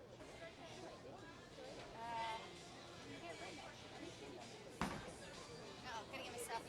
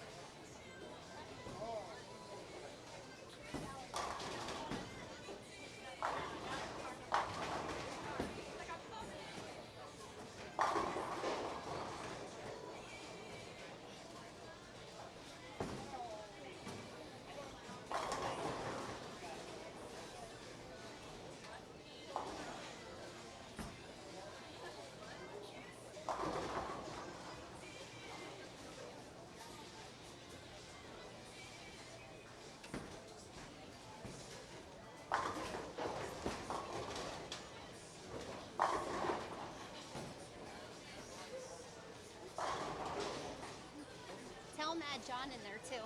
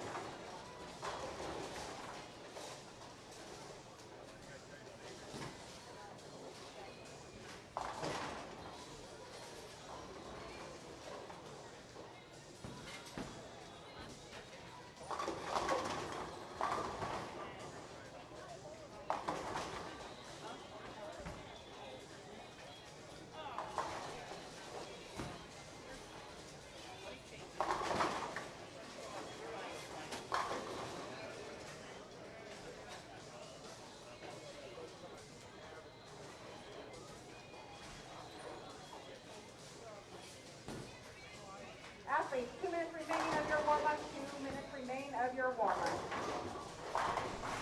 All right, folks, welcome back. Position round time, joined by Brittany Himmelreich. Be sure to share and like if you haven't. Let folks know you are watching the position round of the Nationwide PWBA Rochester Open. The most recent to updated standings that we have. Here we go. Missy Parkin In the overall lead still, at plus 396, she leads Group A. Shannon Puhowski is second at plus 324. They are bowling on 27 and 28. Christina Zerbinski is third at plus 306. Caitlin Simpson is fourth at plus 288. Shannon O'Keefe, outside chance of hopping into that step ladder area at 84 back, as well as Kelly Kulik at plus 196, 92 pins back. In Group B, Jackie Reese is 4-1 at plus 349. 9 pins separates Reese and Danielle McEwen. So the winner of their match will be on television no matter what. They'll win Group B, and only will be at that point to be determined would be if they would be the top seed or number 2. Valerie Bercier has climbed her way back into the thick of things in regards to the group stepladder finals.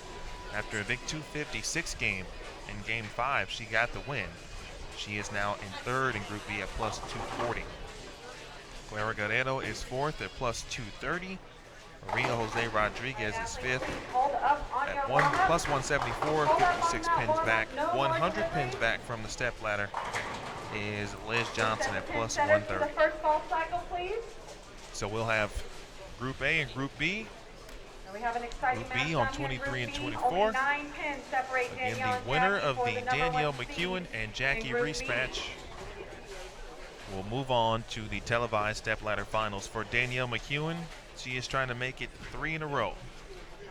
She made the show at the Orlando Open as the number 2 seed, the number 4 seed, Qualifiers 2, 3, and 4 no, will head into the group number 3 seed last at week 5 p.m. So in again, St. pick out your Pete's. favorite player, cheer her And on she for this could final be game. How about a great big 1 or round of 2, applause, send off into position and round or of the Nationwide PWBA 3 or Rochester 4, Open. and or no seeds. Good luck, So ladies. that's still a lot to be determined. Yeah, there's a lot. One game can make a big difference. One thing we know, and it's no doubt about it, the winner of this match will go to TV. Much like last week. Last week was the same thing, right? With Giselle and Rocio? Yes, yes. Giselle and Rocio in a heck of a match. That was a great match. If we get any of these matches like what we had last week in that match, then the viewers are certainly getting their money's worth. All right, first shot for Reese through the nose. And she'll leave a 4-7. Missy Parkin starts off camera with a strike. So in this situation, Brett, tell me, as a player, what type of emotions you think these players may be and going through, but what's most important for them in regards to not getting ahead of themselves and staying in the moment, if you will. For me, I would think, for the girls that haven't been in this situation much, you'd have to try to control your nerves a little bit. But much like Danielle, she's been in this situation much more than the average person, so she probably knows how to do that well. So she probably is just ball by ball, shot by shot. She's not worried about what's going on around her. And the unfortunate break for Danielle. It's a good shot. That's what I would have to say. Try to zone out what's going on around you.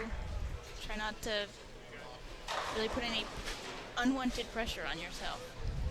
That's always important, that unwanted pressure, and when there's no need for it, essentially. But sometimes it's tough. You get this far, and you kind of punch the ticket, if you will, and you start doing things that you don't normally do, and that's kind of when you get in trouble.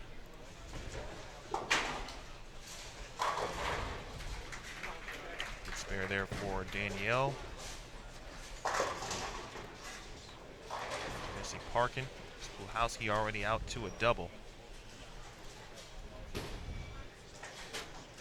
Nice shot there for Missy Parkin.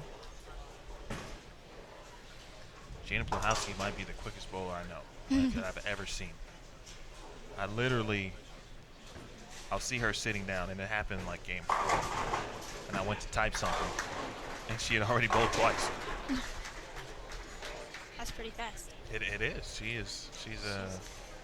gets done. Yes. She doesn't waste time.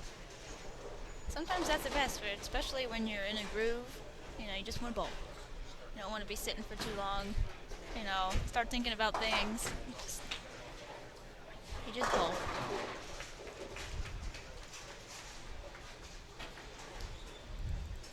Past 2 shots for Danielle come in a little flat. Wonder if she'll make an adjustment next time she's up.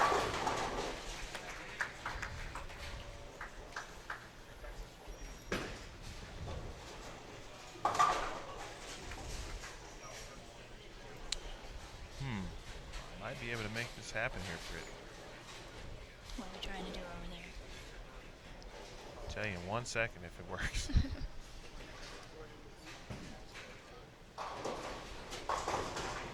All right, on the fly. You see, with a great shot. Still playing that inside, almost direct kind of fading it into the pocket. The angles are very straight. Yes. I think she's been in there. I believe the first round she started outside, but then I think she had enough and moved in, and she hasn't looked back since. Yeah, every time I've seen her, throw a shot as first sign of trouble there for Pluhowski has been where she's been. So it's certainly a situation where it's been solid throughout. But Missy, no stranger, to moments like these. In fact, I think for her, an opportunity to get to TV for the first time. The last time she was on TV was a women's PBA regional event that was aired through the PBA. Of course, she's won the Queens, has been on 3 Queens shows, been on a couple US Women's Open telecasts as well. But for actual PWBA competition, obviously there was no tour. And so that will be something to scratch off the list for Missy Parkin, and she's been waiting a long time to be able to do it. And she has.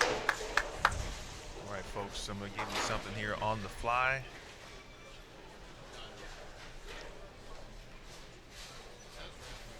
We got dual screen. That's the best we can, it's the best I'm going to do right now, considering where we are. I'll try to make it a little bit more pretty for the group step ladder like we normally do, but it'll save me a little time from clicking. Saving time is always good. So Group B on the right, Missy Parkin and Shannon Pluhowski. Group A on the left. Oh, out of trouble there, Parkin. McEwen. Oh, that's a powerful shot there. Much better reaction from that ball than the last shot on that lane for her.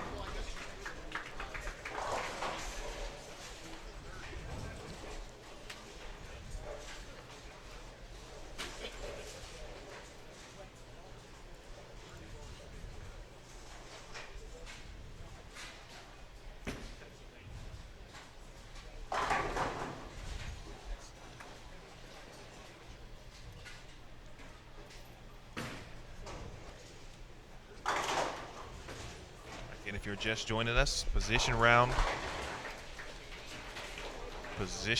here at the 2017 Nationwide PWBA Rochester Open.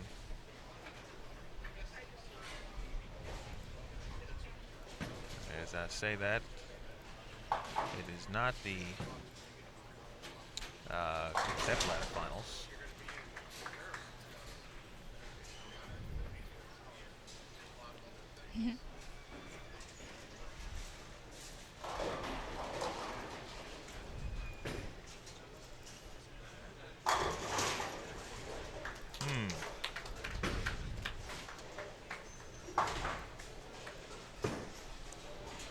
Missy got a nice bounce off the sidewall from the 6-pin.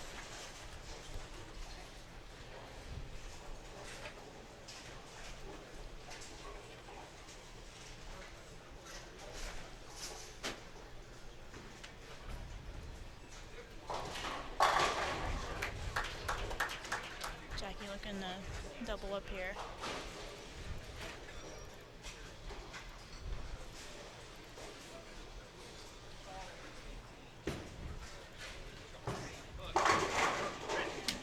It's a nice trip 4. It certainly helps the cause. I always love when you can trip a 4, roll a 2. Bowler's best friend.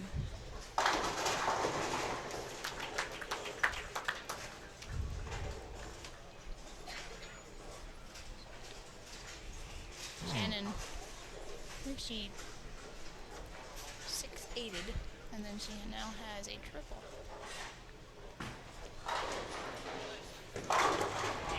Good shot for Jackie.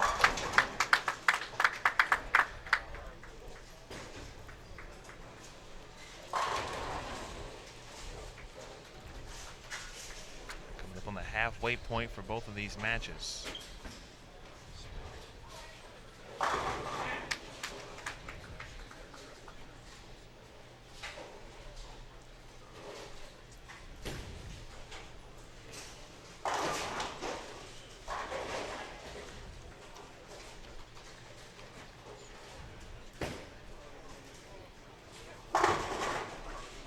This right lane for Danielle has really not been kind.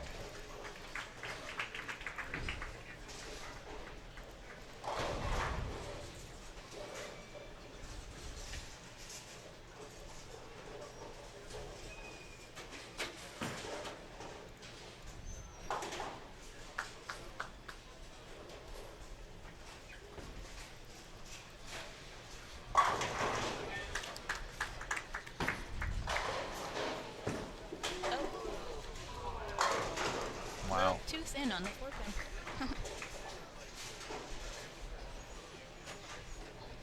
Clara's stringing some strikes over there.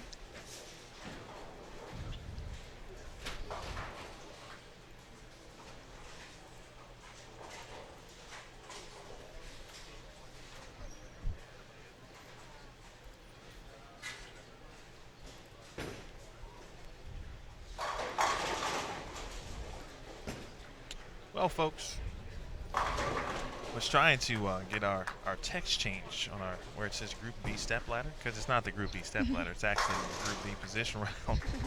But it's being very weird at the moment. My goodness. Wow. Spares. Being very kind to Danielle. Oh, she had the bad break first frame, and then the 4-9 on the right lane, and now stone 9 here. Now the Parkin.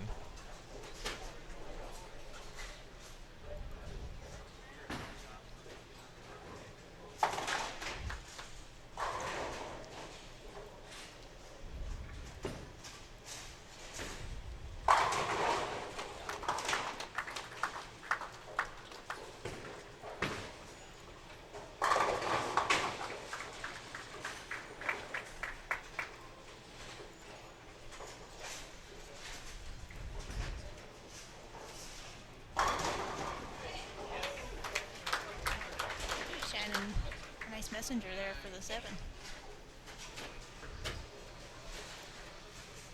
All right, figured it out. So position round A on your left, position round B on your right. Mentioned Clara. She is on. Oh, man, she stones a 7-pin in the 7th frame.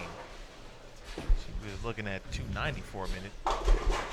Mercier has 3 in a row. It's a lot happening. A lot of it is, dare I say, too close to call. Pluhowski make it 5 in a row. Shannon has done some pretty cool things in the past in regards to making up deficits. At last year's U.S. Women's Open, she qualified 24th for match play and ended up as the #1 seed. I remember that. I was there to watch that. 72 pins, the difference between Parkin and Pluhowski, but you never know. Reese. That sounded like a chop couldn't see it, and it was. Chop the 3 right back. Open frame in the 6th. You know, Jackie Reese, who you know, Britt, of course, you talked about managing the bowling center that your grandparents once owned. Been there almost an 8-10 look. 33 years old. Already has an 18-month-old, Bryn, and is expecting. She's 18 to 19 weeks, she said. So first of all, congratulations to Jackie Reese and the Reese family, if you are watching. She told me to mention her better half, John. She's like, make sure you mention John. Well, hello, John. Welcome to Extra Frame, the PWBA Tour. It's a pleasure to have you. And tell you, she picked a good week. She did. I get the feeling, though, obviously, she said she didn't bowl collegiately, but she has bowled throughout her life. Parents owned a bowling center. It wouldn't matter where she was in regards to stops. She is capable of this type of performance. She definitely is, yeah. Caitlin Simpson and Zerbinski in a tight match there. That's a 3-4 matchup. That's Shannon O'Keefe with a chance to sneak in potentially. So let's say Missy Parkin, again on that pace of 190. Sear to our left strike says, after the 7-pin from Clara, she went open in the 8th. It's a big shot here in the 9th for Missy. And she leaves an 8-10. So a deep breath here for Parkin. And now Missy, if she doesn't make this, will give pins back. McEwen now doubles up. She trails here to Jackie Reese.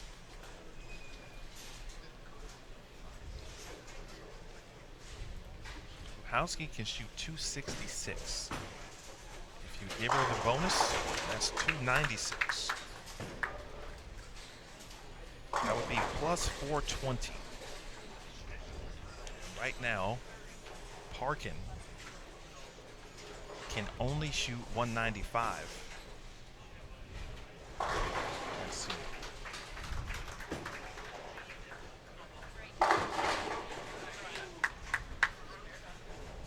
This is in the hands of Shannon Puhowski right now. It is. Definitely. Ooh. It's a bowler you never want to see any kind of double wood.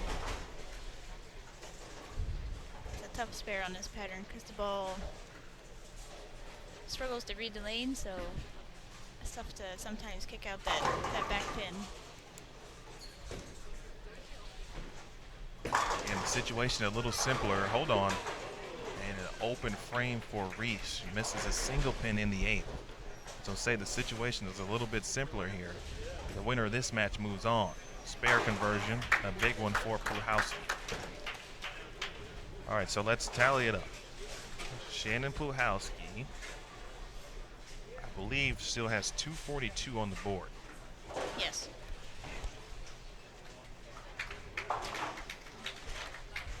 Puts her at 72, which would match her with Missy. But Missy is at most giving back 5 pins. She needs, at minimum, a double, but I'm going to say she's going to need them all. Yeah. A double and good count for Shannon Puhowski to take the top spot. Now, gives Missy a chance to just hang on. That's a good bounce back. Absolutely. Big spare for Puhowski. A little close. She's going to win. No doubt about that at the moment. She can shoot 230. If she does, so give her the bonus. That would be at 384.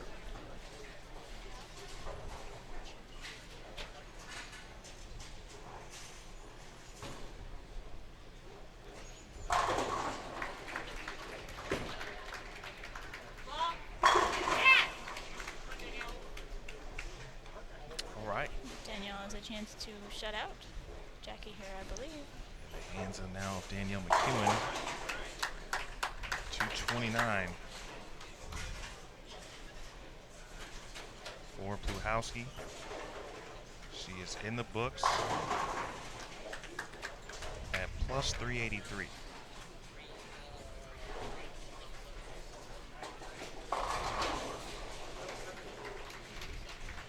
So Missy Parkin.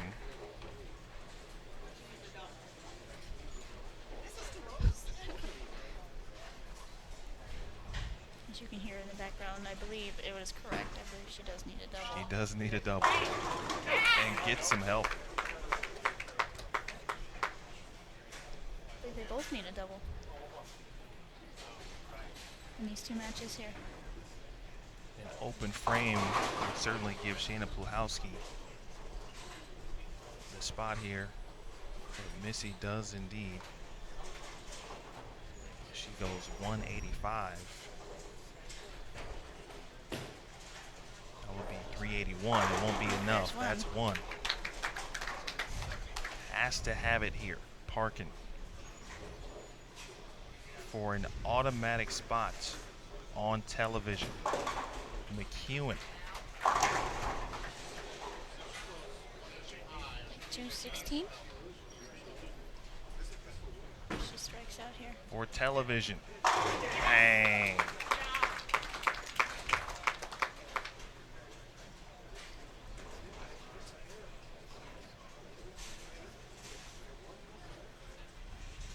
Wow. What matches here?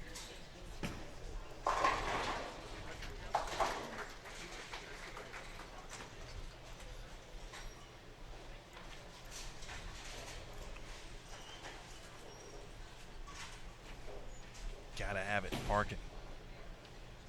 5-pin. And a 5-pin. Shannon Pluhowski has done the rundown. What effort from Pluhowski. That's incredible. Some great bowling. Missy Parkin right now, there is certainly a level of defeat, but she still has an opportunity to get to TV. This one looked all but over a few games ago. This is why you play the game, as many say. 185 for Parkin. She gives pins back. It's by 2 pins, Wow. if my math is correct. And of course the winner here, Danielle McEwen. McEwen shoots 216. Let's make sure that's not enough. We'll see who will be the #1 seed here.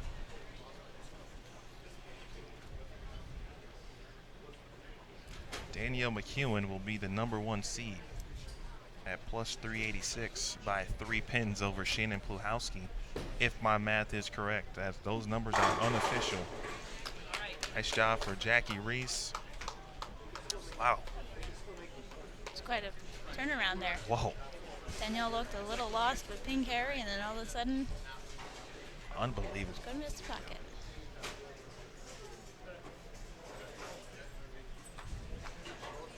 My math is not correct. That would, first of all, would suck. To me, it looks pretty good. I think it's correct. Very, very close. Give us one moment. I'll have our official announcement. As There the is so school close will make that our group step we want to make sure final, that as well it's as right. our CBS Yes. Sports Television final. Wait for the official scores. But there's a lesson here, even for the kids out there watching, how important it is to make your spares.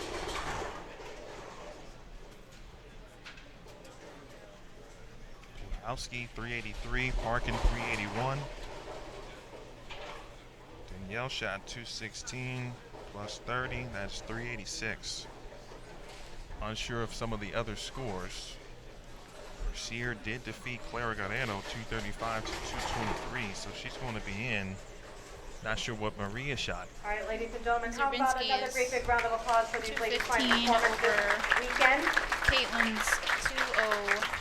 Came down to that final shot. At this time, it's my pleasure to introduce Well, to you our finalists. Appreciate you, Britt. Your tournament That was leader, awesome the top seed, to please call show. that. Please put your We'll hands go put together some for pictures Miss and Danielle some things McEwen. together and talk to some folks. Folks, Well, that's why you pay. That's why you watch the And PWBA excited Tour. finish leading That was Group excellent. A. Put your hands Fantastic. together I'm going to for take some Shannon pictures. Brittany, thank you Wachowski. very much for coming on again. She'll be the number 2 seed for our Viewers, team step ladder We'll finals. take a small break, Now but for we'll our leave group the cameras step on ladder for finals you, that will and we'll begin have it at for 5 you next p.m. year. We'll start with Group Match A. play, excuse me, the group step ladder And our starts number at 4 5 p.m. qualifier is Eastern, Miss 5 p.m. Caitlin Eastern Simpson. time, right here on Extra Frame. And her opponent in the opening match will be our number 3 qualifier, Christina Zerbinski. And the winner of that match will go on to meet our number 2 qualifier, Missy Parkin. Now over in Group B, our number 4 qualifier is Clara Guerrero. And her opening opponent will be our number 3 qualifier, Valerie Berthier. And then the winner of that match will go on to meet our number 2 qualifier, Jackie Reese. These are our finalists, ladies and gentlemen. One more big round of applause for all of them. Congratulations, and the group step ladder final of the Nationwide PWBA Rochester Open will begin at 5 p.m. So we'll see you all in about an hour and a half. Thanks for coming out this afternoon.